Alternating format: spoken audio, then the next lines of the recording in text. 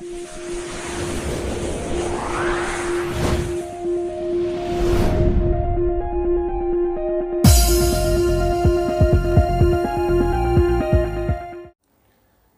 Morning to everyone. तो आप लोग कैसे हैं? आई होप कि आप लोग बहुत ही अच्छे होंगे। तो आज हम आप लोगों के लिए लेकर आए हैं क्लास 12th का सेकेंड चैप्टर सॉल्यूशन का लेक्चर नंबर 6, जिसके अंदर की आप पढ़ेंगे हमसे सॉल्युबिलिटी के बारे में। देखो, ये सॉल्युबिलिटी बहुत ही प्यारा टॉपिक है और उतना ही जबरदस्त है। और ईजी तो कहो मत, पूछो मत कि कितना ईजी है। हालांकि इसके बारे में आप ऑलरेडी क्लास 9th में पढ़ चुके हैं कि ये सॉल्युबिलिटी क्या होती है और किन चीज़ों पर ये डिपेंड करती है। और 11th में भी अब हल्का फुल्का इसके बारे में जाने हैं। और 12th में भी इसके बारे में आपको पढ़ना है कि सॉल्युबिलिटी क्या होती है, सॉल्युबिलिटी किन बातों पर डिपेंड करती है, सॉल्युबिलिटी का क्या क्या मतलब कितने टाइप के सॉल्यूशन ये तैयार किया जा सकता है और उनके ऊपर क्या टेम्परेचर और प्रेशर का प्रभाव पड़ेगा। ठीक है।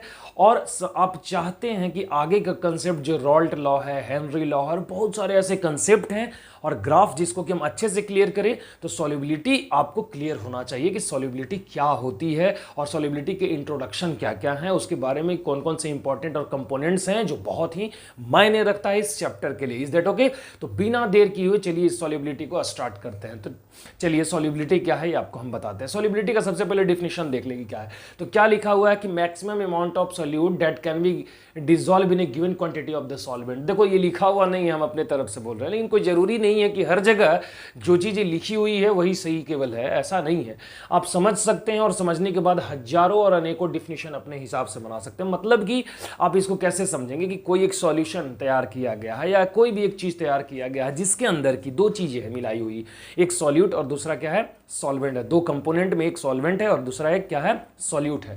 तो सॉल्यूट उसमें मैक्सिमम क्वांटिटी में मिलाया हुआ है और इतना मतलब सेचुरेटेड अगर सॉल्यूशन है तो उसमें मैक्सिमम क्वांटिटी मिलाई हुई है सॉल्यूट की, अगर उसके अंदर सॉल्वेंट के अंदर, तो ऐसी स्थिति में उस सॉल्यूट का उसके अंदर उसकी सॉल्युबिलिटी मानी जाती है। उसकी जैसे एग्जांपल से 100 ग्राम ऑफ वाटर अगर आप लेंगे, 100 ग्राम अगर पानी लेंगे, तो उसके अंदर जो मैक्सिमम कैपेसिटी है एक प्योर सॉल्यूशन बनाने की, ट्रू सॉल्यूशन बनाने की, वो 10 ग्राम ऑफ शुगर ही है। 10 ग्राम चीनी मिला दोगे उसके अंदर तो बढ़िया सा सॉल्यूशन बन के आ जाएगा। तो ये शुगर की जो सॉल्युबिलिटी हुई उसके अंदर कितनी हुई, 10 ग्राम हुई। Is that okay? समझ में आ रहा है ना?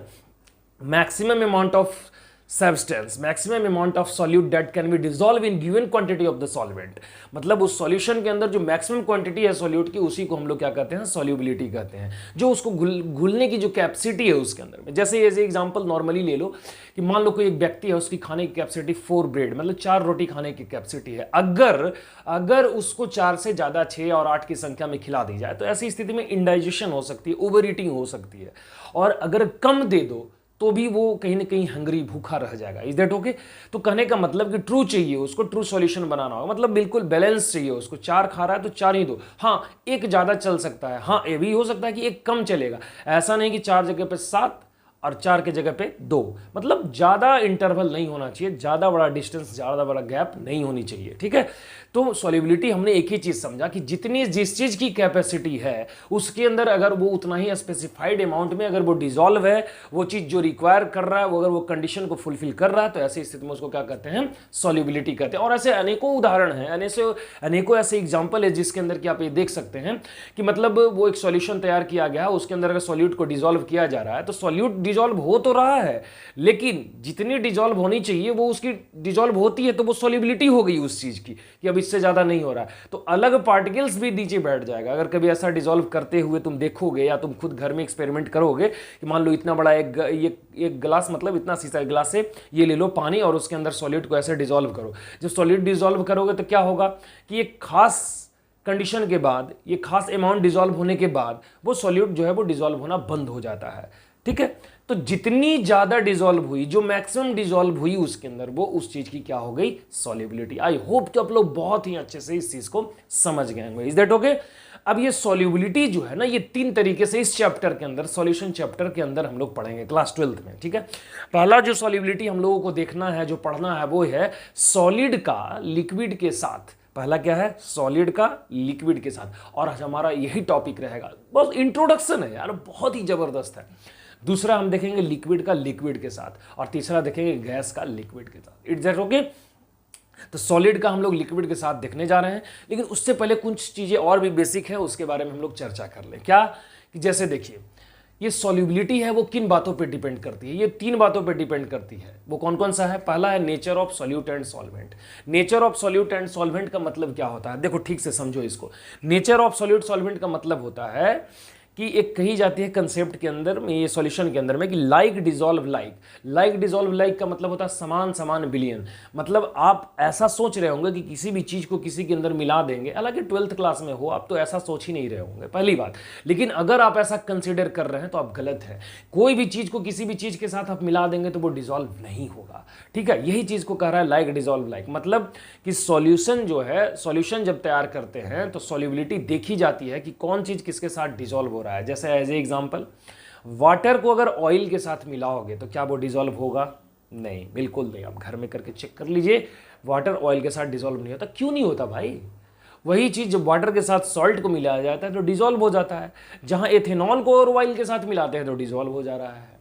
एसीटोन को बेंजीन के साथ मिलाओगे डिजॉल्व हो जा रहा है। समझ नहीं आ रहा ये आखिर कौन सा ऐसा प्रॉपर्टी है जिस कारण कि सेम चीजें एक दूसरे के साथ डिसॉल्व हो रही है। तो याद रखिए, वहां कहा जाता है कि पोलर सब्सटेंस। पोलर का मतलब जिसके ऊपर की पार्शियल चार्ज प्रोड्यूस होने की कंडीशन हो। क्या है? देखो, पोलर सब्सटेंस। तो पोलर का मतलब जैसे H प्लस और OH माइनस में ये डिसोसिएट कर जाता है और Na प्लस Cl माइनस में डिसोसिएट कर जाता है। मतलब ये पोलर है, मतलब जहां की प्लस और माइनस चार्ज प्रोड्यूस होने की संभावना है वाटर के अंदर। और सोडियम क्लोराइड के अंदर भी पोलैरिटी है, क्योंकि यहां भी प्लस और माइनस चार्ज प्रोड्यूस हो रही है। Is that okay? तो जो लाइक चीजें हैं, मतलब पोलर पोलर है, वो एक साथ डिसॉल्व हो जाएगा। जो नन पोलर है, मैंने कोवेलेंट सब्सटेंस है, ये आयनिक चीजें हैं, दोनों के दोनों, वाटर भी और NaCl भी, क्योंकि ये दोनों में प्लस और माइनस प्रोड्यूस होने की संभावना है और होता है। और यहाँ ये है नन पोलर सब्सटेंस, क्योंकि ऑयल भी कोवेलेंट सब्सटेंस है और एथेनॉल तो है ही। तो जहां कहीं भी अगर कोवेलेंट हो तो कोवेलेंट कोवेलेंट बेंजीन के साथ क्लोरोफॉर्म डिसॉल्व हो जाएगा, इसलिए कि दोनों का दोनों क्या है, आपका CCl4 जो है ना, ये डिसॉल्व हो जाएगा C6H6 का। सच, चूंकि दोनों के दोनों कार्बन कंपाउंड हैं और दोनों के दोनों कोवैलेंट भी हैं, तो कोवैलेंट चीज़ें जो होती है वो आपस में डिसॉल्व होती है, और पोलर चीज़ें जो आयनिक चीज़ें होती है वो आपस में डिसॉल्व होती है। इसी को कहा जाता है like dissolve like. I hope समझ गए होंगे बहुत ही अच्छे से कि मतलब हर चीज़ एक दूसरे के साथ डिसॉल्व नहीं होगा। जो सेम कैरेक्टर का, सेम प्रॉपर्टी का, सेम फीचर का चीज़ें होती है वो एक अपने साथ डिसॉल्व करती है, और जो अपना कैरेक्टर रखता है अलग डिफरेंट, वो अपने के साथ डिसॉल्व करता है। जैसे देखो, एक क्लास है, एक स्कूल के अंदर एक क्लास है, मान लो कोई भी 9, 10, 11, 12 या कोई भी क्लास हो। उस क्लास के अंदर कुछ बच्चे जो होते हैं पढ़ने वाले होते हैं, हालांकि तो सारे बच्चे पढ़ने वाले होते हैं, ठीक है ना। हाँ, ये बात अलग है, किसी का रेट ज़्यादा और किसी का कम है, वो चीज़ें अलग है। कोई इंजॉइंग मूड में ज़्यादा होता है तो, लेकिन देखना, जो इंजॉइंग मूड वाला होता है, जो मतलब थोड़ा सा होता है चेंट टाइप के, तो वो लोग का ग्रुप अपना बन जाता है, उसमें भी ऐड हो जाता है धीरे धीरे। एक एक लड़का बनते बनते बनते उसका 20 का ग्रुप बना जाएगा, 10 का ग्रुप बन जाएगा। और पढ़ने वाले जो लड़के लड़कियां होती हैं उनकी एक अपना ग्रुप बन जाती है। मतलब ग्रुप अलग से नहीं बनाना होता है, टीचर डिसाइड नहीं करते कि तुम उस ग्रुप में रहोगे, तुम उस ग्रुप में रहोगे, हैं। वो खुद ही से अपना डिसॉल्व कर लेता है, उसके अंदर जाकर डिसॉल्व हो जाता है। भाई देख लेता है, हम इसमें नहीं चलेंगे, इस ग्रुप में, हाँ इसमें हम चल जाएंगे, क्योंकि हम भी इंजॉइंग मूड में वाले हैं और ये सामने तो इंजॉय चलता ही रहता है। तो मतलब वो खुद ही से जाके उसके अंदर डिसॉल्व होता है। तो इसी को होते हैं लाइक डिसॉल्व लाइक, मतलब समान समान विलयन, जो सेम कैरेक्टर वाले हैं वो उसके साथ डिसॉल्व हो जाएंगे। Is that okay? I hope कि आप लोग बहुत ही अच्छे से समझे होंगे। तो सबसे पहले आप इसका स्क्रीनशॉट ले लें, आगे का कंसेप्ट हम देखते हैं, ठीक है। चलिए, अब हम आते हैं solubility of solid in a liquid. सबसे पहला जो हमारा कंसेप्ट रहेगा वो क्या रहेगा बाबू? Solubility of solid in a liquid, कि मतलब सॉलिड का क्या ये है, डिसॉल्व करता है, कितना डिसॉल्व करेगा, कैसे डिसॉल्व करेगा लिक्विड के अंदर में। तो सबसे पहले हम लोग इसके बारे में कुछ लिख लें। क्या लिख लें बाबू? Solubility of solid in a liquid, कि when solid solute is dissolved, solid solute is dissolved with a solvent, then concentration of solution is increases। ठीक है, अब इस बात को समझो, क्या कह रहा है? कह रहा है कि एक सॉल्यूशन तैयार किया गया है जिसके अंदर की एक सॉल्वेंट के अंदर में सॉल्यूट डिसॉल्व किया गया है। कौन सा सॉल्यूट? सॉलिड सॉल्यूट को डिसॉल्व किया गया है। तो कह रहा है कि उस सॉल्यूशन का कंसंट्रेशन इंक्रीज हो जाएगा। तो ये कंसंट्रेशन देखो है इंट्रोडक्शन, लेकिन बहुत ही इंपॉर्टेंट चीज़ें हैं। ये एक एक चीज़ मायने रखता है कि ये मतलब ये माइन्यूट चीज़ें, ट्रेस चीज़ें देखने में लगता है ये क्या है, सिखा रहे हैं सर आप, लेकिन नहीं, ऐसा नहीं है। इसके कंसेप्ट की आगे आवश्यकता होगी, आपको आगे सीखना होगा, आगे के लिए ये बिल्कुल बहुत ज़रूरी है। तो आप समझेंगे कि सॉलिड डिसॉल्व कर रहा था, कंसंट्रेशन का मतलब यहाँ क्या हो रहा है। कह रहा है कि जैसे एकदम सिंपल सा चीज़ है कि मतलब देखो हम एक यहाँ पिक्चर ड्रा कर रहे हैं, देखिए ध्यान से समझिए इसको। अब यहां मान लो कि हम एक सॉल्यूशन तैयार कर रहे हैं, ये हम आपके सामने ले लिए वाटर। क्या ले लिए बाबू? वाटर। अब इसके अंदर हम सॉल्यूट को डिसॉल्व करवा रहे हैं, ठीक है। अब हम ये सॉल्यूट डिसॉल्व करवा दिए। ये सबसे पहले हमने क्या ले लिया? वाटर, जो कि क्या है? सॉल्वेंट, ठीक है। अब हम ये जो ले लिए वो सॉल्यूट है, और ये सॉलिड सॉल्यूट है, याद रखना, सॉलिड सॉल्यूट। अब ये इसके अंदर डिसॉल्व कर गया। कोई ज़रूरी नहीं कि पूरा डिसॉल्व कर जाए, ठीक है ना, कुछ जो है वो इसके अंदर क्या कर दिया? डिसॉल्व कर दिया, ठीक है। तो पहले से थोड़ा मात्रा में मान लो सॉल्यूट था, तो कंसंट्रेशन लो था, लेस क्वांटिटी थी, तो less quantity of solute, then concentration is low. अब और सॉल्यूट तुम मिला दिए एक्स्ट्रा, तो सॉल्यूट की कंसंट्रेशन अब क्या हुई? कंसंट्रेशन क्या हो गई? हाई हो गई। क्या हो गई? हाई। क्योंकि अब उसके अंदर और ज्यादा सॉल्यूट तुम डिसॉल्व कर दिया, तो वहां कंसंट्रेशन क्या हो गया बाबू? इंक्रीज कर गया। उसकी अमाउंट उसके अंदर क्या हो गई? इंक्रीज। मान लो पहले थोड़ा क्वांटिटी था, अब जितनी चाहिए स्पेसिफाइड अमाउंट में उतनी क्वांटिटी है, तो थोड़ा कंसंट्रेशन बढ़ रहा है। Is that okay? समझ में आ रहा है ना? किस चीज का सॉल्युबिलिटी देख रहे हैं हम लोग? सॉलिड का। किसके अंदर? लिक्विड के अंदर। तो अब देखिए एक बात, अब और एक्स्ट्रा मिलाओ, एक्स्ट्रा सॉल्यूट मिलाओ, एक्स्ट्रा सॉल्यूट मिलाओ, थोड़ा और सॉल्यूट मिलाओ। तो जब एक्स्ट्रा सॉल्यूट मिलाओगे तो क्या होगा कि कुछ जो सॉल्यूट पार्टिकल्स होंगे वो डिकम्पोज कर जाएंगे, डिकम्पोज अब करने लगेगा, ठीक है। और कुछ जो है वो डिसॉल्व करेगा, और कुछ जो है वो क्या करेगा? डिसॉल्व करेगा, कि कुछ जो है वो डिसॉल्व करेगा। तो यहां ध्यान दो, यहां नोट पॉइंट पे ध्यान देना कि when solute is dissolve then it is said to be dissolution। मतलब कि जो सॉल्यूट डिसॉल्व हो जाएगा वो डिसोल्यूशन हो जाएगा, डिसोल्यूटेड पार्टिकल्स होंगे, ठीक है ना, इसको डिसोल्यूशन कहेंगे।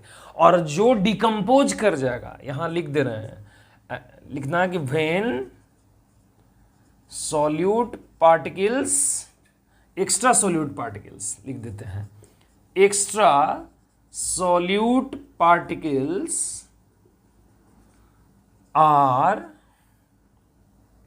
decompose on the surface, in the surface is said to be crystallization। मतलब कि जो डिसॉल्व हो जाएगा वो डिसोल्यूटेड पार्टिकल्स होंगे, इसका नाम डिसोल्यूशन होगा। लेकिन जो एक्स्ट्रा रहेगा उसके अंदर, जो अब डिसॉल्व नहीं हो रहा है, वो क्या हो जाएगा? क्रिस्टलाइजेशन। और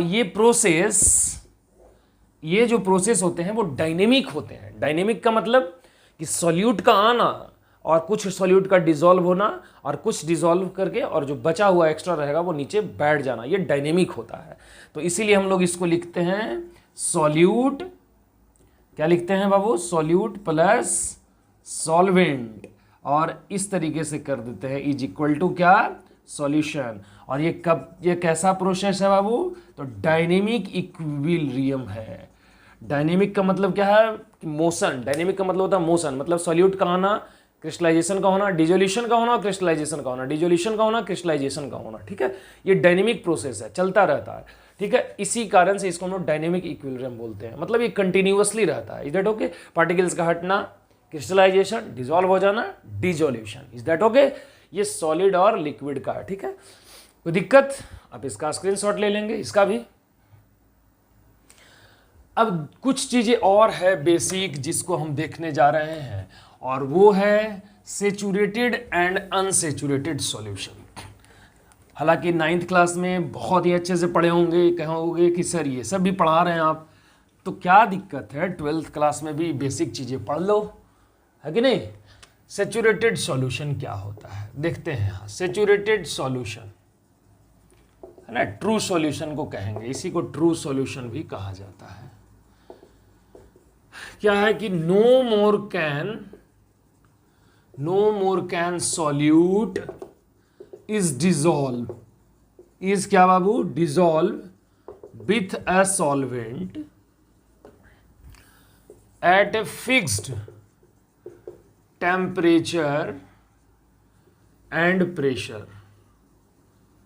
मतलब एक खास टेम्परेचर और प्रेशर पर जो सॉल्यूट डिजॉल्व कर रहा है सॉल्वेंट के साथ, और अब उस सॉल्यूशन के अंदर उस सॉल्यूशन के अंदर सॉल्यूट अगर अब ज़्यादा डिजॉल्व नहीं हो पा रहा है, मतलब जितनी चाहिए उतनी डिजॉल्व हो गई है, अब जो दे रहे हो तुम एक्स्ट्रा दे रहे हो, अगर टेम्परेचर और प्रेशर कांस्टेंट है, कांस्टेंट का मतलब जीरो नहीं, कांस्टेंट का मतलब है कि जितनी चाहिए स्पेसिफाइड में उतनी ही चाहिए, बस उससे ज़्यादा और कम टेम्परेचर और प्रेशर को नहीं करना है। तो ऐसी स्थिति में सॉलिड और लिक्विड के लिए जो सॉल्यूशन तैयार होता है उसको हम लोग सेचुरेटेड सॉल्यूशन कहते हैं। मतलब कि जितनी चाहिए खाने की कैपेसिटी है, अगर उतनी ही दी जा रही है तो वो सेचुरेशन हो गई, ठीक है, बैलेंस्ड हो गया।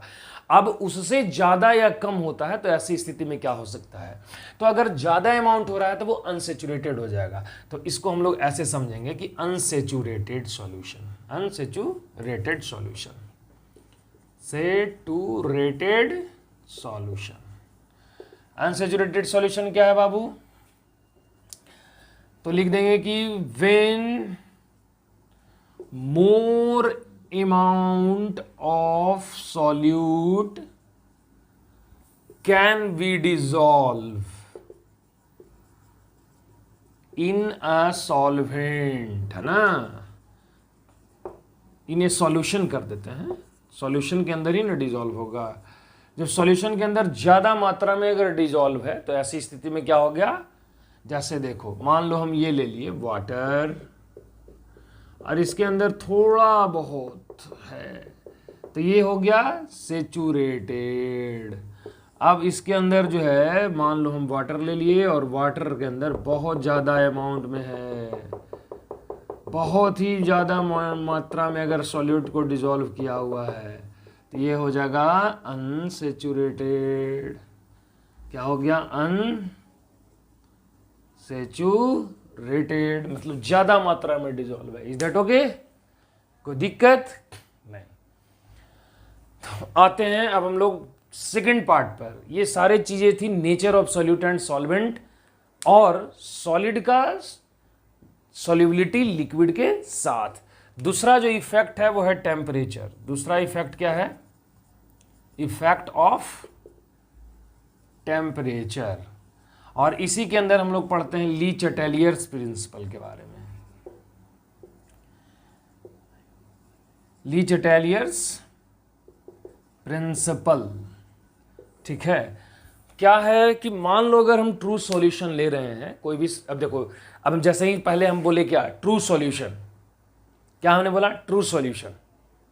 अब जैसे ही ट्रू सॉल्यूशन बोले और ट्रू सॉल्यूशन अगर नहीं पढ़ाते तो तुम क्या समझता कि सर ट्रू सॉल्यूशन क्या होता, तो याद रखना सैचुरेटेड सॉल्यूशन के बारे में बात कर रहा है। इफेक्ट ऑफ टेम्परेचर क्या रहा है कि कोई एक सॉल्युबिलिटी दी, कोई एक सॉल्यूशन लिया गया है, ठीक है। देखो ध्यान से समझो इस चीज को, एक सॉल्यूशन लिया गया है और वो सॉल्यूशन कैसा है, ट्रू है, ठीक है।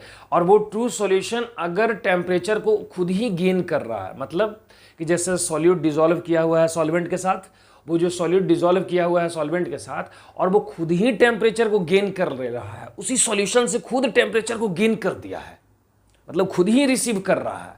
तो खुद ही रिसीव कर रहा है तो इंडोथर्मिक हो जाएगा। तो जब अगर इंडोथर्मिक रहेगा सॉल्यूशन जो है ना, याद रखिएगा इंडोथर्मिक रहेगा, मतलब इंडोथर्मिक का मतलब इस सॉल्यूट जो है खुद ही डिसॉल्व होने के बाद उसमें से टेम्परेचर को खींच लिया है। तो ऐसी स्थिति में अगर टेम्परेचर को राइज करोगे, टेम्परेचर का इफेक्ट पड़ रहा है ना, तो टेम्परेचर को राइज करोगे तो सॉल्युबिलिटी और बढ़ जाएगी। दैट मीन्स क्या कि if solution is endothermic, solution is endothermic. Endothermic means solute is dissolve with the solvent and क्या gain of heat from the solution. Heat क्या कर लिया है, गेन कर लिया है सॉल्यूशन से। तो ऐसी स्थिति में जब वो सॉल्यूशन जो होगा वो अगर इंडोथर्मिक हुआ और टेम्परेचर को राइज करोगे तो टेम्परेचर राइज करने पर उसकी सॉल्युबिलिटी क्या हो जाएगी, इंक्रीज कर जाएगी। लेकिन अगर एक्सोथर्मिक है, मतलब जो पहले ही रिलीज कर रहा है हीट को, सॉल्यूट डिजॉल्व हुआ, हीट रिलीज करना शुरू कर दिया, पूरा हीट रिलीज कर दिया, तो और गर्म करोगे तो सॉल्युबिलिटी डिक्रीज कर जाएगा। याद रखना यही चीज है टेम्परेचर के रिलेटेड। ठीक है, तो क्या लिखेंगे बाबू कि इफ, देखो ध्यान देना, एकदम हम पॉइंट बना के लिख दे रहे हैं टेम्परेचर का इफेक्ट में, कि if solution is endothermic.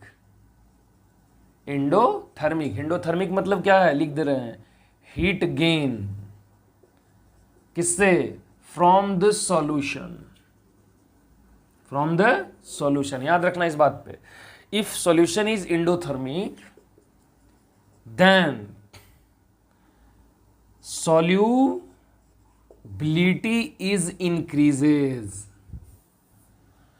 solubility is क्या, increases when rise in temperature। जब टेम्परेचर को राइज करेंगे तो क्या हो जाएगा बाबू, सॉल्युबिलिटी और बढ़ जाएगा। ठीक है ना, याद रखना। दूसरा पॉइंट क्या है कि if solution is exothermic, exothermic मतलब क्या हुआ इसका, कि heat is release from the solution, मतलब कि सॉल्यूशन में हीट रिलीज हो रहा है, एक्सोथर्मिक है, तब क्या हो जाएगा कि then solubility is what, solubility is decreases। कोई दिक्कत नहीं। अगर याद रखना कि इंडोथर्मिक है तो सॉल्युबिलिटी और बढ़ेगा, अगर एक्सोथर्मिक है तो सॉल्युबिलिटी और घटेगा। कहो कि सर याद कैसे रहेगा, तो देखो हम कोड बता रहे हैं, ये कहीं लिखा हुआ नहीं है, ये सब चीजें लिखा हुआ नहीं। Indo increasing, Indo increasing, Indo increasing. ठीक है, इंडोथर्मिक का मतलब इंक्रीजिंग, एक्सोथर्मिक का मतलब डिक्रीजिंग। एक याद रहेगा कि इंडो, ENDO, इंडो, तो हो जाएगा क्या, इंक्रीजिंग। इन दोनों में आ रहा है, ये कोड बना करके रखो। ठीक है, तो ज्यादा काम आएगा। Is that okay? चलो स्क्रीनशॉट लो इसका। अब इसके बाद हम आ जाते हैं बाबू इफेक्ट ऑफ प्रेशर पे। तो बस एक छोटा सा कंसेप्ट आप जानिए कि जो है वो प्रेशर कोई भी प्रभाव नहीं डालता है। तो बस हम नोट पॉइंट में इसमें यही लिखेंगे। फिर है इफेक्ट ऑफ क्या बाबू, प्रेशर। ठीक है, इफेक्ट ऑफ प्रेशर। तो बस इसमें इतना ही पॉइंट लिखा जाएगा कि pressure does not effect the solubility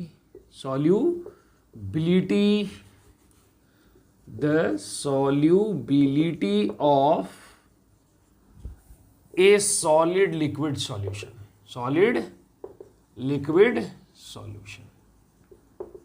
क्यों? तो because solid are non compressible. अब देखो सॉल्युबिलिटी का मतलब क्या होता है, उसके अंदर डिजॉल्व होना, कि कितना ज्यादा से ज्यादा डिजॉल्व हो रहा है। सोचने वाली बात है यार, सॉलिड को दबाओगे तो प्रेस ही नहीं होगा, और लिक्विड को दबाओगे तो भी प्रेस नहीं होगा। तो कहने का मतलब जो चीजें प्रेस ही नहीं हो रही है, जो कॉम्पैक्ट ही नहीं हो रही है, तो उसकी प्रभाव क्या उस पर देखने को मिलेगा, तुमको कोई इफेक्ट ही नहीं मिलेगा। तो इसलिए डायरेक्ट हम लोग लिखते हैं कि सॉलिड और लिक्विड के सॉल्यूशन को जब तैयार किया जाता है तो अगर उसको प्रेशर बढ़ाया जाए तो ऐसी स्थिति में उसको कोई प्रभाव नहीं पड़ता है। तो हम डायरेक्ट क्या लिखेंगे कि प्रेशर डज नॉट इफेक्ट क्या, the solubility of solid and liquid solution. Is that okay? आप ये भी नोट पॉइंट का स्क्रीनशॉट ले लेंगे। अब जो हमारा नेक्स्ट टॉपिक है वो है क्या, गैस का सॉल्युबिलिटी लिक्विड के साथ, और एक और है लिक्विड का लिक्विड के साथ। ठीक है, जिसको कि हम नेक्स्ट लेक्चर के अंदर लेके आएंगे। और बहुत ही जबरदस्त और बहुत ही बढ़िया कंसेप्ट है जो कि रॉल्ट लॉ और हेनरी लॉ दोनों को टच करेगा। क्या है नहीं है वो सारा चीज को हम लोग नेक्स्ट लेक्चर के अंदर क्लियर करेंगे। तो आज के लिए इस वीडियो के अंदर इतना ही। अगर कोई भी कंसेप्ट ना समझ में आया हो तो वो हमें बताएं, हम आपको उसको कमेंट बॉक्स में तो जरूर आंसर देंगे या फिर अलग से लेक्चर बनाएंगे। छोटे छोटे देखो जान से हम लेक्चर को ये बनाते हैं ताकि मतलब चीज़ें जो है वो बिल्कुल आसानी से समझ में और नोट पॉइंट पे भी बिल्कुल आसानी से आपका बन सके, क्योंकि बर्डन ना हो कि एक ही दिन में बहुत ज़्यादा कंसेप्ट हो रहा है सर।